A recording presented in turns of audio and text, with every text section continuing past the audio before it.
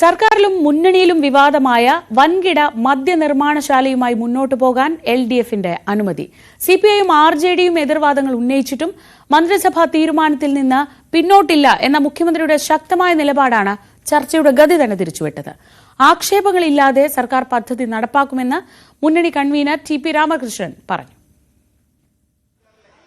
3 മണിക്കൂറിലേറെ നീണ്ട ചർച്ചയ്ക്ക് ശേഷമാണ് LDF നേതൃയോഗം മദ്യനിർമ്മാണശാല പദ്ധതിക്ക് പച്ചക്കൊടി വീശിയത്. സ്വന്തം പാർട്ടി ആസ്ഥാനത്ത് നടന്ന മുന്നണി യോഗത്തിൽ ആതിഥേയനായിരുന്നിട്ടും പദ്ധതിയോടുള്ള എതിർപ്പ് CPI സംസ്ഥാന സെക്രട്ടറി ബിനോയ് വിശ്വം ഉന്നയിച്ചു. കുടിവെള്ളം, കൃഷിക്കാവശ്യമായ വെള്ളം എന്നിവയ്ക്ക് ക്ഷാമം നേരിടുമെന്നതിലായിരുന്നു ബിനോയ് വിശ്വത്തിന്റെ എതിർപ്പ്. വിവാദങ്ങളുടെ പശ്ചാത്തലത്തിൽ പദ്ധതി വേണ്ടെന്ന് വെക്കണമെന്നും ബിനോയ് വിശ്വം ആവശ്യപ്പെട്ടു. പദ്ധതിയുടെ സംരംഭകർ ഭൂപരിഷ്കരണ നിയമത്തിന്റെ ലംഘനം നടത്തുന്നതടക്കം ചൂണ്ടിക്കാട്ടി RJDയും എതിർത്തു. എന്നാൽ മന്ത്രിസഭ തീരുമാനിച്ച വിഷയത്തിൽ നിന്ന് പിന്നോട്ടില്ലെന്ന് മുഖ്യമന്ത്രി ശഠിച്ചു. MV ഗോവിന്ദനും മുഖ്യമന്ത്രിയുടെ വാദത്തെ പിന്താങ്ങി.